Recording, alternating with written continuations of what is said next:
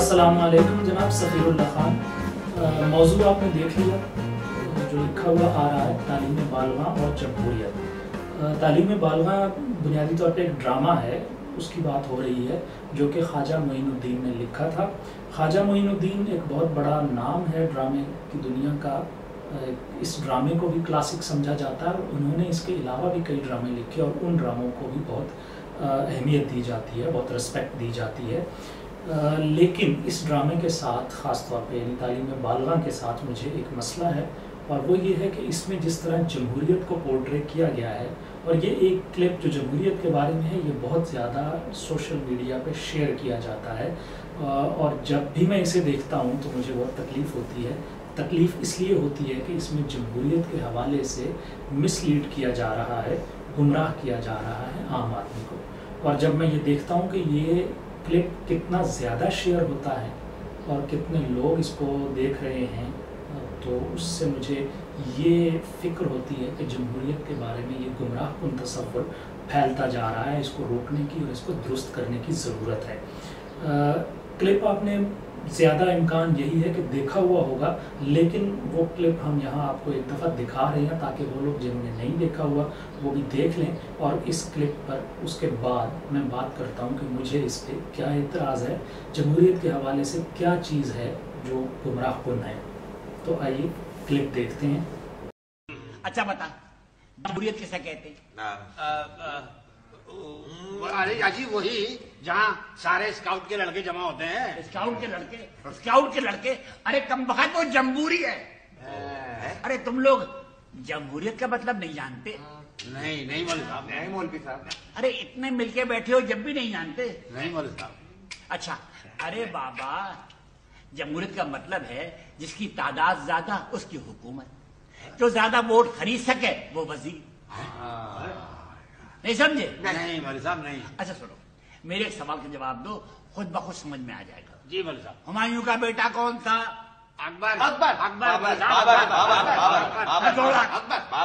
हुमायूं का बेटा अकबर कहने वाले हाथ उठाएं। 1 2 छोड़ दो हाथ। अब हुमायूं का बेटा बाबर कहने वाले हाथ उठाएं। 1 2 3 4। लिहाजा जमहूरी तरीके से साबित हुआ कि हुमायूं का बेटा बाबर था। यही जमहूरियत है और यही जमहूरियत की तारीफ खत्म। तो क्लिप आपने देख लिया। इसमें अब खराबी क्या है उस पर बात करते हैं। आपने ये देखा कि उस्ताद ने शागिर्दों से पूछा कि हुमायूं का बेटा अकबर था या बाबर, और उस पर 4 लोगों ने कहा कि बाबर था, 2 लोगों ने कहा कि अकबर था। तो बाबर को दुरुस्त जवाब तस्लीम कर लिया गया जो कि हक़ाइक़ के मनाफी है।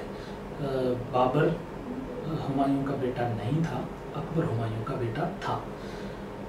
इसमें जमहूरियत के हवाले से गुमराहकुन क्या है? तो इस सवाल का जवाब देने से पहले मैं चाहूँगा कि हम जमहूरियत के हवाले से एक और बुनियादी तसव्वुर को समझ लें। एक चीज़ होती है फैक्ट यानी हक़ाइक़ और दूसरी चीज़ है राय यानी ओपिनियन। अब इसमें जो वोटिंग करवाई गई है वो फैक्ट के हवाले से करवाई गई है। अकबर हुमायूं का बेटा है, ये एक फैक्ट है और इस पे राय शुमारी या वोटिंग करके इसको गलत साबित कर दिया गया। लेकिन जमहूरियत में ऐसा नहीं होता। सो दूसरी चीज़ है ओपिनियन। जमहूरियत में ये बात याद रखें कि हमेशा वोटिंग ओपिनियन के हवाले से होती है। अब फैक्ट में और ओपिनियन में फ़र्क क्या है? तो जनाब फैक्ट जो है वो उस पर बहस नहीं हो सकती। पाकिस्तान 1947 में बना था, ये एक फैक्ट है, इस पर मैं और आप बहस करके इसको सही या गलत साबित नहीं कर सकते। ठीक है। ओपिनियन जो है वो ये हो सकती है कि पाकिस्तान का बनना ठीक था या गलत था। इस पे हमारे सोशल मीडिया पे, मेन स्ट्रीम मीडिया पे बहसें होती रहती हैं और कुछ लोगों का ख्याल है पाकिस्तान बनना ठीक था, कुछ लोगों का ख्याल है कि पाकिस्तान बनना गलत था। ये ओपिनियन है और इस पे बहस हो सकती है, लेकिन इस बात पे बहस नहीं हो सकती कि पाकिस्तान 1947 में बना था। इसी तरह एक छोटी सी मिसाल मैं और आपको दे देता हूँ कि हम एक कमरे में फ़र्ज़ किया 3 4 5 लोग बैठे हुए हैं और एक साहब बीच में से कहते हैं कि यार बहुत गर्मी हो गई है, एसी चला दिया जाए। तो दूसरे साहब एक और कहते हैं कि नहीं यार ठीक है, मौसम में एसी चलाने की ज़रूरत नहीं है।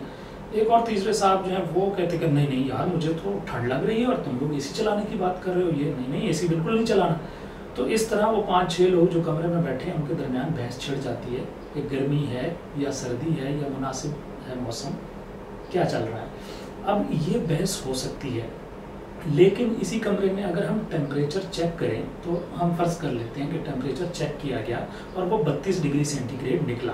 अब 32 डिग्री सेंटीग्रेड पे बहस नहीं हो सकती, ये एक फैक्ट है, इसको वो सारे 5-6 लोगों को मान लेना चाहिए। लेकिन गर्मी है या नहीं है, एसी चलना चाहिए या नहीं चलना चाहिए, ये ओपिनियन का मामला है, ये राय का मामला है और इस पे बहस हो सकती है और इस पर वोटिंग हो सकती है। सो ये अहम मुमकिन है कि आप उन 5-6 लोगों के से वोटिंग करवा लें, उनसे पूछ लें कि हाँ भाई कौन कौन चाहता है कि एसी चला दिया जाए, और अगर 4 लोग कहते हैं कि एसी चला दिया जाए तो एसी चला दिया जाए, ठीक है। सो ये है फ़र्क ओपिनियन का और फैक्ट का। सो जमहूरियत में हम फैक्ट पे वोटिंग नहीं करते, ओपिनियन पे वोटिंग करते हैं।